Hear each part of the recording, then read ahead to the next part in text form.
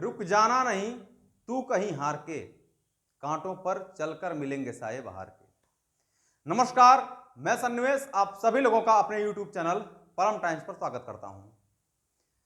उम्मीद करता हूं कि आप लोग बेहतर होंगे, आप लोगों की पढ़ाई भी अच्छी चल रही होगी। और दोस्तों, जो भी कॉन्सेप्ट हम आपको बताते हैं उसको बहुत गौर से आप लोग देखा करिए, क्योंकि बेहतर कॉन्सेप्ट ही हम आप लोगों को देने का पूरा प्रयास करेंगे। एक क्वेश्चंस को किस तरह से लगाते हैं अगर मैं वो बता दिया तो उम्मीद करता हूं कि उस टाइप के जितने भी क्वेश्चन हैं, चाहे वो थोड़ा बहुत आपको घुमा भी देगा तो भी आप बहुत आसानी से चीजों को सॉल्व कर देंगे। और एकदम पढ़ाई को निरंतरता बनाए रखिए। पर डे अपने जीवन में, अपने दैनिक जीवन में लाइए कि पर डे हमको इतने घंटे पढ़ाई करनी ही करनी है, चाहे कितनी भी बड़ी बाधा क्यों न आ जाए। निरंतरता ही आपके सफलता का सबसे बड़ा मूल मंत्र है। निरंतरता, समझिएगा, निरंतरता सफलता का सबसे बड़ा मूल मंत्र है। मूल मंत्र है। इस टैगलाइन को आप लोग याद कर लीजिएगा। निरंतरता सफलता का सबसे बड़ा मूल मंत्र है। तो आइए दोस्तों, बिना टाइम लिए ही आज की क्लास का पहला क्वेश्चन करते हैं। बहुत ही प्यारा क्वेश्चन है, देखिए।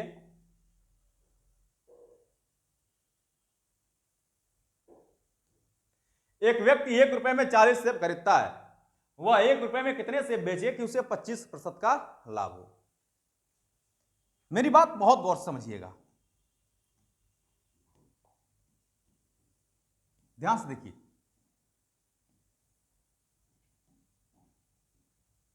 थोड़ा सा बड़ा कर देता हूं, ठीक है। क्वेश्चन ये कह रहा है मित्रों कि एक व्यक्ति 1 रुपए में 40 सेब खरीदता है। वह 1 रुपए में कितने सेब बेचे कि उसे 20% का लाभ हो। भाई वो खरीद 1 ही रुपए में रहा है और बेच भी 1 ही रुपए में रहा है, लेकिन प्रश्न यहां पर लाभ और हानि की बात है। मतलब उसको कितना बेचे कि लाभ हो जाए, यानी सेब की संख्या कहीं ना कहीं उसे कम बेचनी पड़ेगी। भाई खर्च तो पहले 1 ही रुपए करता था, वर्तमान में 1 ही रुपए करना है। आपको इसी बात को ध्यान देना है कि क्या खर्च इक्वल है कि नहीं है। खर्च इक्वल है, और खर्च इक्वल है तो मूल्य का अनुपात जो होता है वो वस्तुओं के अनुपात का उल्टा होता है। जैसे प्रश्न में यह कह रहा है कि उसे 25% का लाभ हो, तो भाई 25% का मतलब क्या हुआ, 1/4। 1/4 यहां हम लिखते हैं सीपी और यहां पर हम लिख लेते हैं एसपी। यह है आपका मूल्य, यह है आपका मूल्य और यह है आपका वस्तु।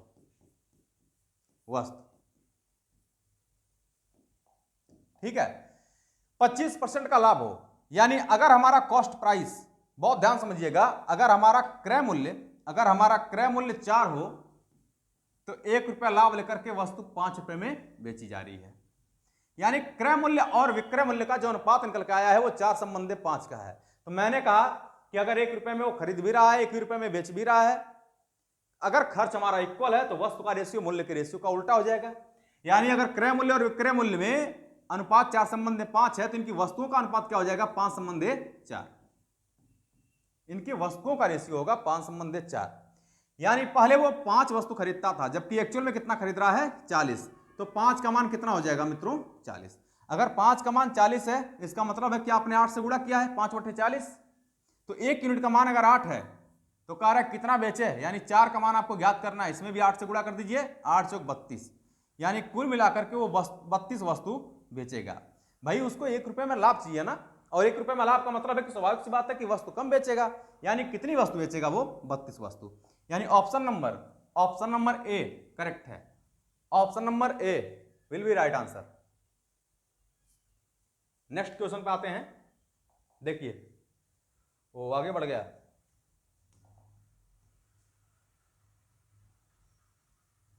क्वेश्चन पढ़िए। क्वेश्चन ये कह रहा है एक व्यक्ति 100 रुपए में 20 सेब बेचे और 20% का लाभ प्राप्त किया। तदनुसार उसने 100 रुपए में कुल कितने सेब खरीदे थे। तो भाई 100 रुपए में उसने 20 सेब बेचा है और 100 ही रुपए में खरीदने की बात कर रहा है। खर्च तो इक्वल है, अगर खर्च इक्वल है तो स्वाभाविक सी बात है कि वस्तु का रेशियो मूल्य के रेशियो का उल्टा हो जाएगा। जो वस्तुओं का रेशियो होगा वो वस्तु का रेशियो जो होगा वो मूल्य के रेशियो का उल्टा होगा। तो 20% का लाभ हो रहा है उसे, थोड़ा सा दूसरे से कर लेते हैं इसको। भाई 20% का लाभ हो रहा है, 20% का मतलब हुआ 1/5। यहां पर हम सीपी लिख दे रहे हैं, यहां पर लिखते हैं एसपी। यहां पर लिखता हूं मैं मूल्य, ये मूल्य है आपका और ये है आपका वस्तु, ये है आपका वस्तु। इस तरह के हम 2, 3, 4 प्रश्न, 5, 6 प्रश्न करेंगे ताकि इस तरह के जितने भी क्वेश्चंस है उसकी पूरी तरह से आपको प्रैक्टिस हो जाए, आप एग्जाम में बिल्कुल भी इस चीजों को ना भूल पाए। तो अगर मूल्य पहले कॉस्ट प्राइस हमारा 5 है तो 1 रुपया लाभ करके वस्तु को कितने में बेचेंगे? 6 में। तो अगर मित्रों मूल्य का रेशियो 5 संबंधित 6 है तो वस्तु का रेशियो 6 संबंधित 5 होगा, यानी पहले वो 6 वस्तु खरीदता था, बेच कितना रहा है? 5 वस्तु।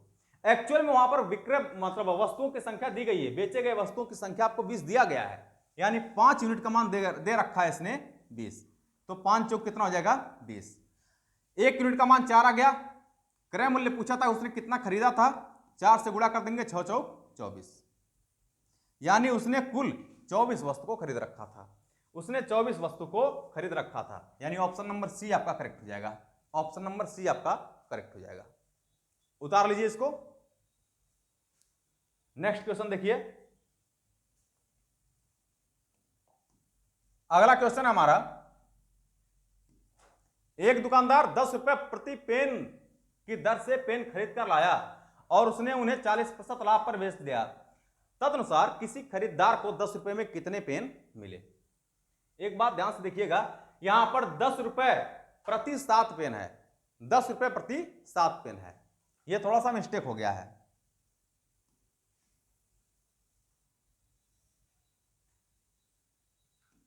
ठीक है, 10 रुपए प्रति 7 पेन है, 10 रुपए प्रति 7 पेन है। ठीक है, अब आ जाइए, एक दुकानदार 10 रुपए प्रति 7 पेन की दर से पेन खरीद कर लाया और उसने उन्हें 40% लाभ पर बेच दिया। भाई 40% का मतलब क्या हुआ? 2/5, यानी अगर सीपी, यदि सीपी, यहां सीपी लिख देते हैं, यहां पर एसपी लिख देते हैं, अगर सीपी 5 है तो उसने 2 रुपए लाभ लेकर के बेचा है, यानी 7 में उसने बेच दिया है। तो अगर मूल्य का रेशियो 5 संबंधित 7 है तो वस्तु का रेशियो क्या हो जाएगा? 7 संबंधित 5, उल्टा होगा, 7 संबंधित 5। उसने कहा है कि 10 रुपए प्रति 7 पेन की दर से खरीदा है, एक्चुअल में 7 यूनिट की वैल्यू उसने 7 दे रखा है, तो अगर 7 यूनिट की बात 7 है तो बेचेगा कितना? यानी 5 यूनिट का मान कितना है? इसमें 1 से गुणा किया है आपने, इसमें भी 1 से गुणा कर दीजिए, 5 एकम 5, यानी मित्रों उसने बेचा कितना है? उसने बेचा कितना है? 5 पेन।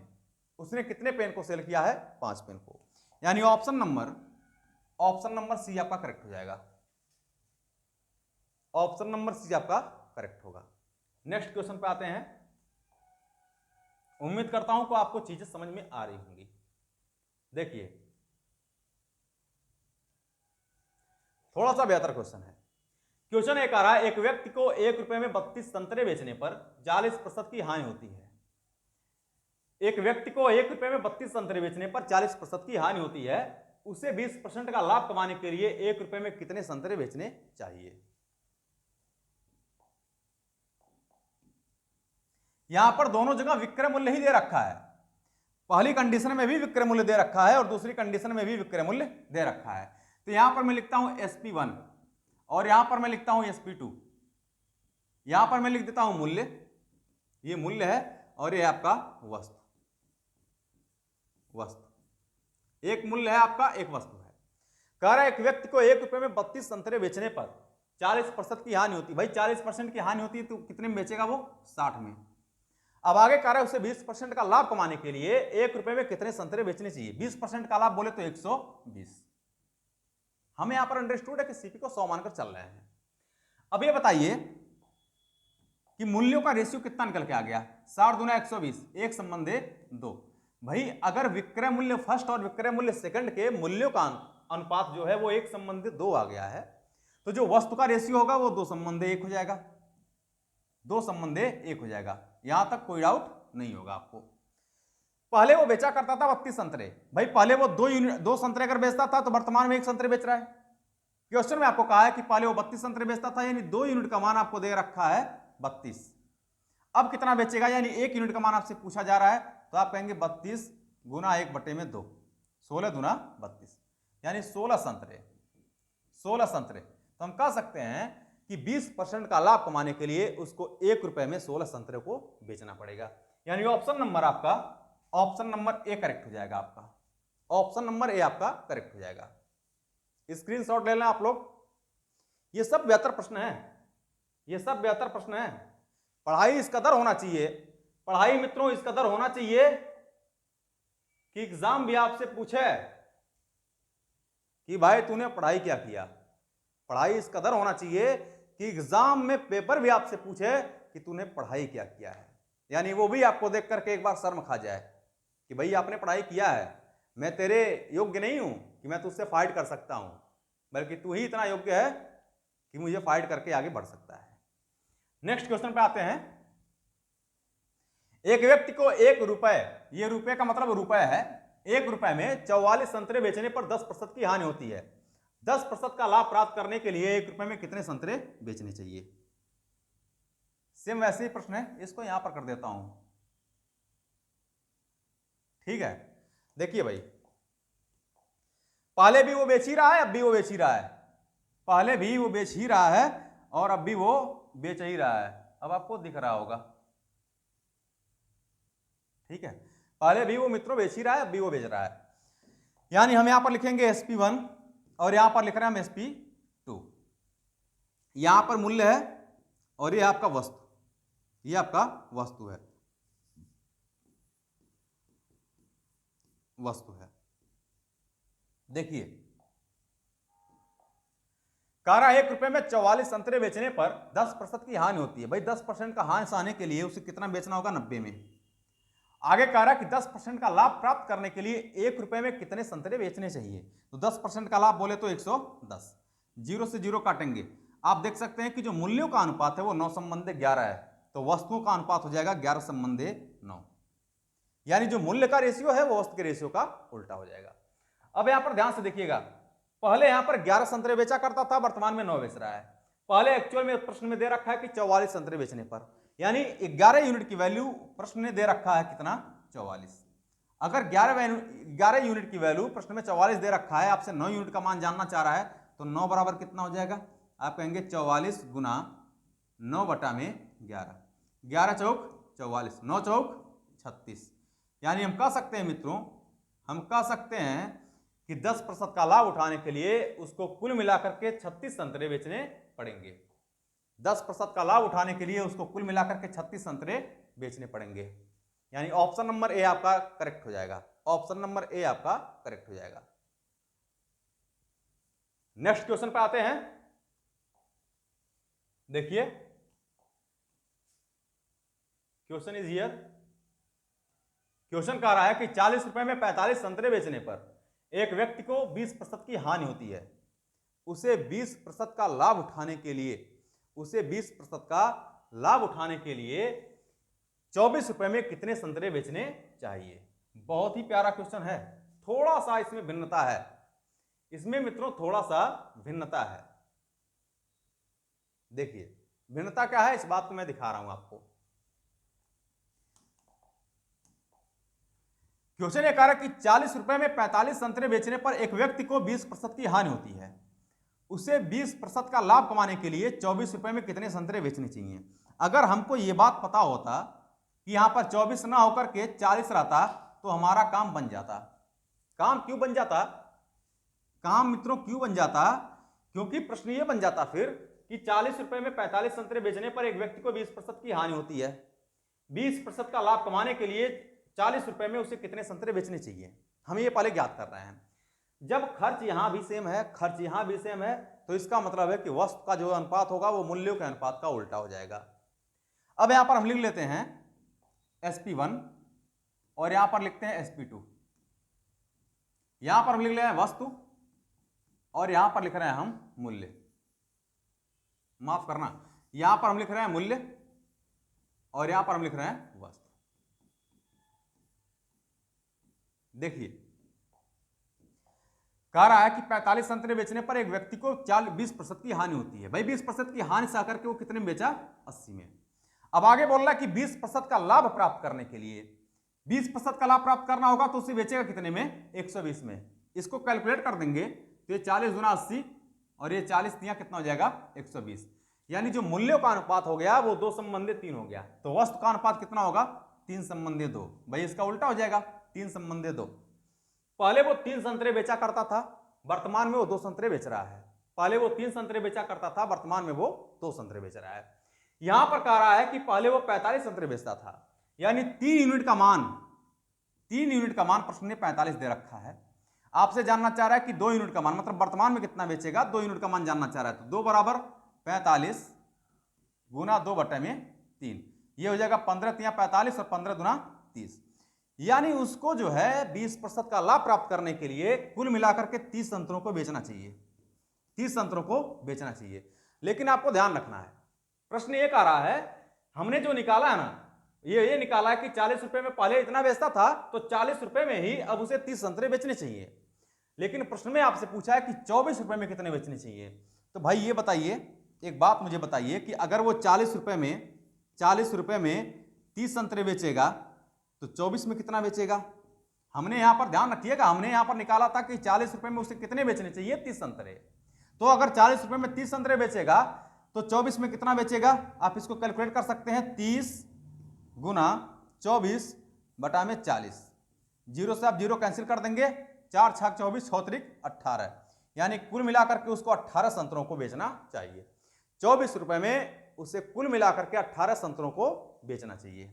यानी ऑप्शन नंबर आपका कहां गया भाई, ऑप्शन नंबर आपका बी करेक्ट हो जाएगा, ऑप्शन नंबर बी आपका करेक्ट हो जाएगा। स्क्रीनशॉट ले लीजिए, बहुत ही प्यारा क्वेश्चन था, ये बहुत बेहतरीन क्वेश्चन था। देखिए थोड़ा सा अब हम अलग तरह के क्वेश्चन पे आते हैं, अलग तरीके क्वेश्चन पर आते हैं। क्वेश्चन सॉल्व करिए।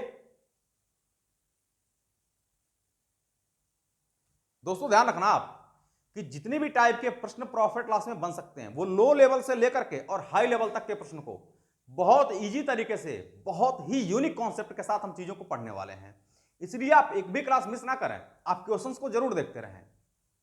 अगर एक भी क्लास में, मैंने कहा ना कि निरंतरता बहुत जरूरी है, लक्ष्य को प्राप्त करने के लिए निरंतरता, कंटिन्यूटी का होना बहुत जरूरी है, और उस निरंतरता को कभी भी छोड़ना मत। जीवन में निरंतरता छूटी तो कहीं न कहीं आप लक्ष्य को प्राप्त करने से वंचित रह जाएंगे। क्वेश्चन देखिए, क्वेश्चन कह रहा है कि राम 4 रुपए में 5 टॉफियां खरीदकर उन्हें 5 रुपए में 4 टॉफियां बेच देता है, लाभ प्रतिशत की गणना करें। लाभ प्रतिशत की गणना करें। यहां पर एक बात ध्यान रखिएगा, कह रहा है कि 4 रुपए में 5 टॉफियां खरीदकर उन्हें 5 रुपए में 4 टॉफियां बेच देता है, लाभ प्रतिशत की गणना करें। भाई टॉफियों की जो संख्या है वो निश्चित नहीं है, और जब भी वस्तु का जो संख्या होगी, जो वस्तुओं की संख्या होगी, अगर वो निश्चित नहीं होगी तो हम लाभ और हानि की गणना कभी भी नहीं कर सकते, कभी भी नहीं इस तरह से कर सकते। तो सबसे पहला काम तो हमें ये ध्यान में रखना होगा कि वस्तुओं को बराबर करना होगा। यहां पर हम लिख लेते हैं वस्तु, यहां पर लिखते हैं हम वस्तु, और यहां पर हम लिख लेते हैं मूल्य, मूल्य, मूल्य। ठीक है, देखिए ये आपका सीपी है और ये आपका एसपी है। प्रश्न में ये बोला है कि 4 रुपए में 5 टॉफियां खरीदकर, यानी 5 टॉफियों को वो कितने में खरीद रहा है, 4 रुपए में। 5 टॉफियों को वो कितने में खरीद रहा है मित्रों, 4 रुपए में। आगे बोल रहा है कि 5 रुपए में 4 टॉफियां बेच देता है, यानी 4 टॉफियों को वो कितने में बेच रहा है, 5 रुपए में।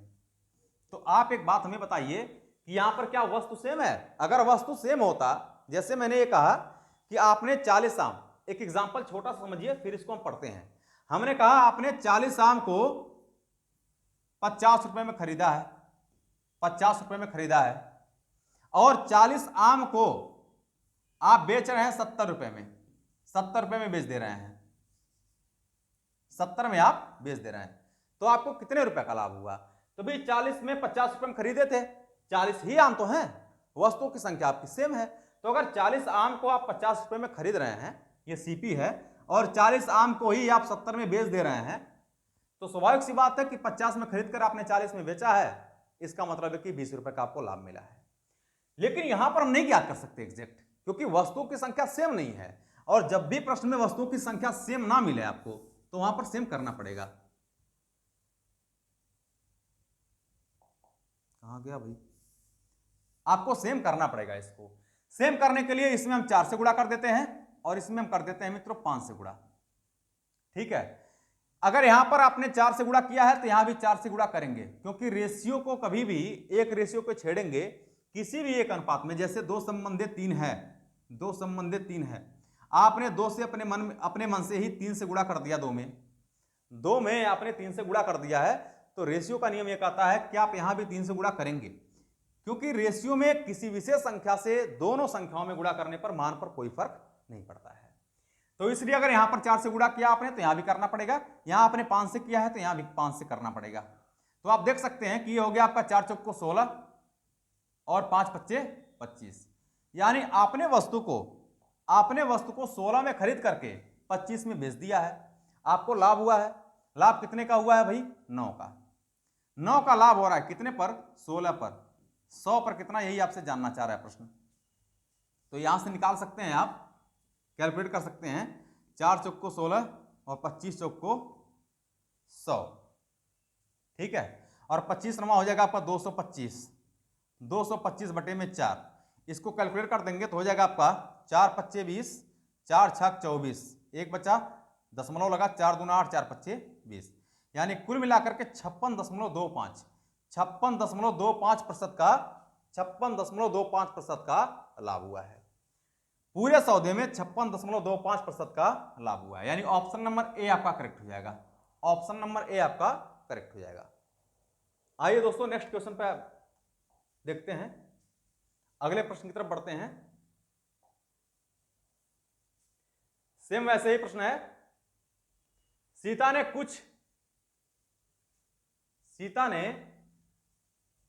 कुछ केले होना चाहिए, ये आपका क्या होना चाहिए? केले। सीता ने कुछ केले 8 रुपए में 10 के भाव से खरीदकर उन्हें 10 रुपए में 8 के भाव से बेच दिया। लाभ प्रतिशत की गणना करें। देखिए, ध्यान से देखिए इसको। ये केले है, इसको मिटा देते हैं भाई, ये क्यों आ रहा है बार बार। ये आपका केले है, केले। सीता ने कुछ केले 8 रुपए में 10 के भाव से खरीदकर, यहां पर मैं लिख देता हूं वस्तु, और यहां पर लिख रहा हूं मूल्य। वस्तु हम पहले लिख लेते हैं, थोड़ा सा कैलकुलेशन में आसानी हो जाती है। यहां पर मैं लिखता हूं सीपी और यहां पर मैं लिख देता हूं एसपी। क्वेश्चन ये कह रहा है कि सीता ने कुछ केले 8 रुपए में 10 के भाव से खरीदकर, मतलब 10 केलों को उसने खरीदा है 8 रुपए में, और आगे बोल रहा है कि 10 रुपए में 8 के भाव से बेच दिया, यानी 8 केलों को उसने 10 रुपए में बेच दिया है। लाभ प्रतिशत की गणना करनी है आपको। तो भाई वस्तु तो सेम नहीं है, वस्तु सेम तो है नहीं, तो वस्तुओं को सेम करने के लिए हम क्या करें? वस्तुओं को सेम करने के लिए देखिए, अगर दो चीजों को सेम करना है, मान लेते हैं कि इसको सेम करना है, तो एलसीएम ले लीजिए इनका। तो 10 और 8 का एलसीएम लेंगे तो हो जाएगा 40, यानी 10 में किससे गुणा करें 40 बनाने के लिए? हम 4 से। और 8 में किससे गुणा करें? 5 से। भाई 8 पच्चे 40, 10 चौक 40। क्लियर है मामला? अब अगर यहां पर आपने 4 से गुणा किया तो मैंने बताया यहां पर भी 4 से गुणा करना पड़ेगा, यहां आपने 5 से किया तो यहां भी 5 से करना पड़ेगा। तो 8 चौक हो जाएगा 32 और ये हो जाएगा आपका 10 पच्चे 50। यानी मित्रों हम ये कह सकते हैं कि आपने कोई वस्तु 32 में खरीद करके 50 रुपए में बेच दिया है, तो स्वाभाविक सी बात है कि आपको हुआ है लाभ। आपको क्या हुआ है? लाभ हुआ है। कितने का लाभ हुआ है भाई? 32 में आपने खरीद करके 50 में बेचा है, इसका मतलब है कि 18 का आपको लाभ हुआ है। तो भाई 18 रुपए का लाभ हो रहा है 32 पर, क्रय मूल्य पर। कितने प्रतिशत का? 100 से गुणा कर देंगे। इसको हम काट देते हैं, हो जाएगा आपका 4/32 और 25 चौक को 100, अभी भी कटेगा 9, यहां से कट जाएगा 9 दूना 18, 9 से काट दीजिए, 9 दूना 18, ये गड़बड़ हो गया भाई, ये 8 है ना, कैसे कट जाएगा ये? तो हो जाएगा 2 चौक 8 और फिर यहां से 2 9 18, तो 25 नमा हो गया आपका 225 बटा में 4। इसको काट देंगे तो 4 पच्चे 20, 4 छक 24, 4 दूना 8, 4 पच्चे 20, यानी 56.25% का उसको लाभ होगा। इस पूरे सौदे में 56.25% का लाभ होगा, यानी ऑप्शन नंबर ए आपका करेक्ट हो जाएगा। ऑप्शन नंबर ए आपका करेक्ट हो जाएगा। नेक्स्ट क्वेश्चन देखिए, अगला क्वेश्चन है सेम वैसे ही प्रश्न है, एकदम एज इट इज वैसे ही प्रश्न है। क्वेश्चन ये कह रहा कि एक व्यक्ति 10 रुपए में 11 नारंगी के भाव से खरीदकर उन्हें 11 रुपए में 10 नारंगी के भाव से बेच दिए। लाभ या हानि प्रतिशत की गणना करें। लाभ या हानि प्रतिशत की गणना करें। तो यहां पर देख लीजिए, थोड़ा सा फास्ट कर दे रहे हैं। यहां पर ये आपका वस्तु हो गया, ये आपका वस्तु है और ये आपका मूल्य, ये आपका हो गया सीपी और ये हो गया आपका एसपी। ठीक है, तो 10 रुपए में 11 नारंगी के भाव से खरीदकर 11 वस्तुओं को उसने खरीदा है 10 रुपए में, और आगे बोल रहा है कि 11 रुपए में 10 नारंगी के भाव से बेच दिए, यानी 10 नारंगी का जो विक्रय मूल्य वो निकल के कितना आ गया 11 रुपए। तो सबसे पहला काम, वस्तुओं को सेम करेंगे, इसमें हम 10 से गुणा कर देते हैं और इसमें कर देंगे 11 से गुणा। यहां भी 10 से करेंगे और यहां पर भी हम 11 से कर देंगे। 10 दाम हो गया 100, 11 ग्राम हो गया 121। यानी मित्रों हम कह सकते हैं कि वस्तु को 100 रुपए में खरीद करके 121 रुपए में बेचा गया है। तो अगर 100 रुपए में खरीद करके 121 में बेचा गया है, इसका मतलब है कि 21 रुपए का लाभ मिला है। और 21 रुपए का लाभ अगर 100 पर मिला है, 21 रुपए का लाभ अगर 100 पर मिला है, तो इसका मतलब हम ये कह सकते हैं कि 21% का लाभ मिला है। 21% का लाभ मिला है। भाई 100 पर कोई चीज उतने परसेंट होती है, तो 21% का इस पूरे सौदे में लाभ हुआ है। यानी ऑप्शन नंबर सी आपका करेक्ट हो जाएगा। ऑप्शन नंबर सी आपका करेक्ट हो जाएगा। नेक्स्ट क्वेश्चन पे आते हैं। ये आज की क्लास का लास्ट क्वेश्चन है। देखिए बेहतर क्वेश्चन है। एक व्यक्ति कुछ नींबू 1 रुपए में 5 नींबू तथा उतने ही नींबू 1 रुपए में 4 नींबू के भाव से खरीदे। व्यक्ति ने सभी नींबू 2 रुपए में 9 नींबू के भाव से बेच दिए। कुल लाभ या हानि प्रतिशत की गणना करें। कुल लाभ या हानि प्रतिशत की गणना करें। लगाइए इस प्रश्न को एक बार। देखिए सबसे पहले तो हम कुल सीपी ज्ञात करें। इस प्रश्न में सबसे पहला काम यह है कि हम कुल सीपी ज्ञात करें। यहां पर हम लिखते हैं वस्तु और यहां पर हम लिखते हैं मूल्य। मूल्य यहां पर मैं लिख रहा हूं CP1। दो प्रकार के सीपी हैं, CP1 और CP2। क्वेश्चन ये कह रहा है एक व्यक्ति कुछ नींबू 1 रुपए में 5 नींबू, यानी 5 नींबू को उसने खरीदा है 1 रुपए में, और आगे कह रहा है कि उतने ही नींबू 1 रुपए में 4 नींबू के भाव से खरीदे। मतलब 4 नींबू को वो खरीद रहा है 1 रुपए में। तो भाई एक बात बताइए कि वस्तुओं को पहली बात तो सेम करिए, यानी इसमें हम कर देंगे आपका 4 से गुणा और इसमें हम कर देते हैं 5 से गुणा। सेम करने के लिए देखिए 5 चौक 20, 5 चौक 20 बराबर हो गया वस्तु। इसमें 4 से आप गुणा करेंगे तो यहां भी 4 से गुणा करना पड़ेगा, इसमें 5 से करेंगे तो यहां भी 5 से गुणा आपको करना पड़ेगा। तो कुल सीपी और कुल मूल्य ज्ञात कर लीजिए। कुल वस्तु और कुल सीपी उसकी ज्ञात कर लीजिए। यानी यहां से निकल के आ गया है सीपी। सीपी आ जाएगा आपका 5 चौक 20, 20 दूना 40। कुल जो वस्तु है जो खरीदी गई कुल वस्तु है वो कितनी है 40 वस्तु। और कुल मूल्य कितना हो गया आपका 4 एकम 4, 5 एकम 5, 5 4 9। यानी हम कह सकते हैं कि जो 40 नींबू का क्रय मूल्य है वो कितना है 9 रुपए है। अब आगे बोल रहा है कि व्यक्ति ने सभी नींबू 2 रुपए में 9 नींबू के भाव से बेच दिए। यानी एसपी दिया है आपका, एसपी दिया है कि 2 रुपए में 9 नींबू के भाव से बेच दिया, यानी 9 नींबू का जो विक्रय मूल्य है वो 2 रुपए है। 9 नींबू का विक्रय मूल्य है वो 2 रुपए है। अब यहां पर ध्यान से देखिए, यहां पर वस्तु इक्वल नहीं है। इक्वल करते हैं 9 से गुणा कर देते हैं, इसमें 40 से गुणा करते हैं। यहां आपने 9 से किया है तो यहां भी 9 से करेंगे, यहां भी आप 40 से गुणा कर देंगे। तो भाई ये हो जाएगा आपका कुल मिला करके ये निकल के आएगा 9 9 81, और ये वाला आपका निकल करके आ जाएगा 4 दूना 8 80। कितना हो गया आपका 81 क्रय मूल्य हो गया टोटल, और टोटल विक्रय मूल्य कितना निकल के आया है 80। यानी आपने वस्तु को 81 में खरीद करके 80 में सेल कर दिया है। तो स्वाभाविक सी बात है कि आपको हानि हुई है, क्योंकि 80 में खरीदेंगे वस्तु को, 80 में खरीद करके वस्तु को, माफ करिएगा 81 में खरीद करके वस्तु को 80 में बेचेंगे तो 1 रुपए की आपको हानि होगी। 1 रुपए की हानि होगी। कितने पर 81 पर। तो 100 पर कितना, इसको कैलकुलेट कर लेंगे तो 81 एकम 81 फिर 25, यानी 1.25% की उसको हानि आ जाएगी। वो 1.25%, 1.25% की उसको हानि होगी। 1.25% की हानि हो जाएगी। ठीक है, 1.25% की हानि होगी। प्रॉफिट नहीं होना चाहिए, उसको प्रॉफिट नहीं होगा भाई। यहाँ पर ऑप्शन में प्रॉफिट दे रखा है, ये प्रॉफिट नहीं होना चाहिए, हानि होना चाहिए। यहाँ पर क्या होना चाहिए, लॉस होना चाहिए। भाई अब देख लीजिए, यहाँ पर क्रय मूल्य है CP1 पांच नींबू को 1 रुपए में खरीद रहा है, यहाँ पर 4 नींबू को उसने 1 रुपए में खरीदा है। तो यहाँ से 5 से गुड़ा, यहाँ से हमने 4 से गुड़ा कर दिया है, तो हो गया है 20 दूना 40, और यहाँ पर 5 4 9।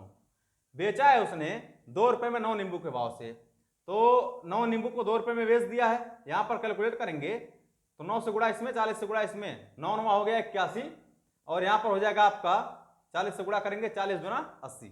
81 रुपए में कोई वस्तु खरीद करके आप 80 रुपए में बेच रहे हैं, 1 रुपए आपको हानि हुई है। 81 पर कितने परसेंट, 1.25% की हानि होगी। लाभ नहीं होगा, हानि हो जाएगी। तो मित्रों, उम्मीद करता हूं कि आज की क्लास आपको समझ में आई होगी, कुछ हमने महत्वपूर्ण प्रश्नों को सॉल्व कराया है। दोस्तों, इसी तरह से आप हमारे चैनल से हमेशा बने रहिए, और इस तरह की बहुत ही अच्छे कॉन्सेप्ट के साथ, माफ करना, बहुत ही अच्छे कॉन्सेप्ट के साथ हम चीजों को प्रोवाइड कराएंगे। हम कंप्लीट मैथ इस चैनल पर पढ़ेंगे। इस चैनल के माध्यम से हम पूरी मैथ, कंप्लीट मैथ और बहुत यूनिक तरीके से पढ़ने वाले हैं। इसलिए आप लोग हमेशा पर डे, आप एक दिनचर्या में रख लीजिए कि हमेशा पर डे आपको मैथ्स पढ़नी ही पढ़नी है, तो पढ़नी है। सारे कंपटीशन केवल मैथ्स पे आधारित होते हैं, जितने भी वनडे एग्जाम होते हैं। तो दोस्तों, यदि आप हमारे चैनल से पहली बार जुड़े हैं तो आप चैनल को सब्सक्राइब करें। अगर आपको हमारी वीडियो पसंद आती है तो आप लाइक करें और शेयर भी करते रहें, ताकि सभी लोगों को, जो भी कमजोर स्टूडेंट हैं, जो भी कमजोर मेरे भाई बहन हैं, उन सभी लोगों को इसका फायदा मिल सके। थैंक यू दोस्तों, बाय बाय।